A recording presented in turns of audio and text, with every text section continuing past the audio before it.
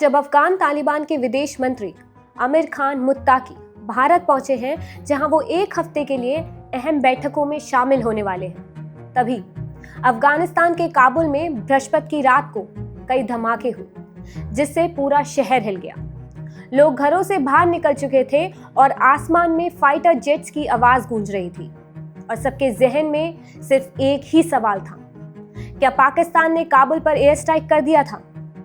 रात के लगभग 10 बजे काबुल के अलग अलग इलाकों से लोगों ने लाउड एक्सप्लोजन की आवाज सुनी। शुरुआत में लगा शायद कोई ब्लास्ट हुआ है, लेकिन जब एयरक्राफ्ट की घूमती हुई आवाज सुनाई दी, तब लोगों को समझ आया कि ये कोई आम धमाका नहीं है।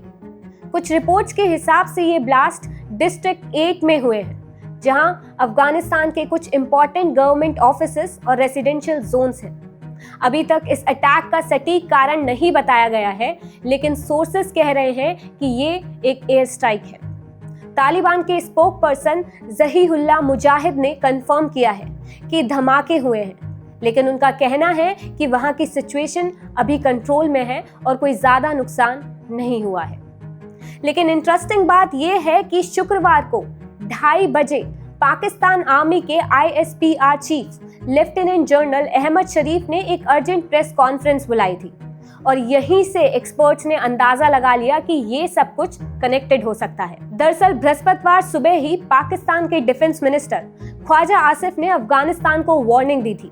उन्होंने कहा था, enough is enough, our patience has run out. उनका कहना था कि अफगान की मिट्टी से हो रही टेररिज्म अब और बर्दाश्त नहीं की जाएगी। उसके कुछ घंटों बाद ही ब्लास्ट की रिपोर्ट आई और पाकिस्तान ने इस्लामाबाद और रावलपिंडी में मोबाइल इंटरनेट सर्विसेज सस्पेंड कर दिए। मतलब साफ है कि कुछ बड़ा ही चल रहा था। और जैसे कि मैंने आपको बताया कि सबसे शॉकिंग ट्विस्ट ये है कि ये ब्लास्ट तब हुआ जब अफगानिस्तान के acting foreign minister Aamir Khan मुत्ताकी Bharat की विजिट पर हैं। एक ऐसा दौरा जो कुछ समय पहले तक अकल्पनीय माना जाता था।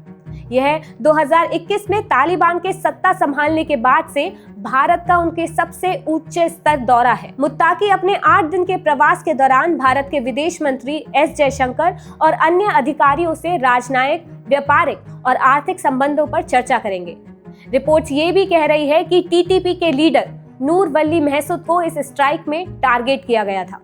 महसूद वही इंसान है जिसके ग्रुप पर पाकिस्तान ने पहले भी अफगानिस्तान से ऑपरेट करने का इल्जाम लगाया था। इसके बाद बलूच लीडर मीर यार बलूच ने एक एक्सप्लोसिव स्टेटमेंट दिया है। उन्होंने पाकिस्तान को रॉक स्टेट कहा है और बोला है, अगर अफगानिस्तान बलूचिस्तान को इंडिपेंडेंट रिकॉग्नाइज कर दे तो पाकिस्तान की टेररिज्म मशीन खत्म हो जाएगी। मतलब बॉर्डर पॉलिटिक्स एक नए लेवल पर पहुंच गई है पाकिस्तान में। ऑलरेडी अफगानिस्तान पाकिस्तान बॉर्डर पर अटैक धीरे धीरे बढ़ ही रहे थे और अब काबुल में ये ब्लास्ट ने दोनों देशों के बीच की टेंशन को और बढ़ा दिया है। और इसी बीच US प्रेसिडेंट डोनाल्ड ट्रंप ने भी अफगानिस्तान के बागरम एयरबेस पर वार्निंग दी है, जिससे और भी ज्यादा अनुमान बढ़ गया है कि क्या US दोबारा इस रीजन में वापस आने की प्लानिंग कर रहा है। तो कहानी बिल्कुल साफ है।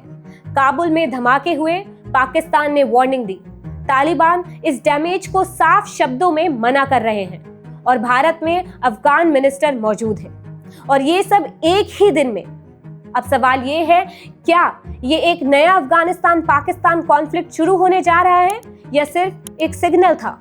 आप लोगों को क्या लगता है?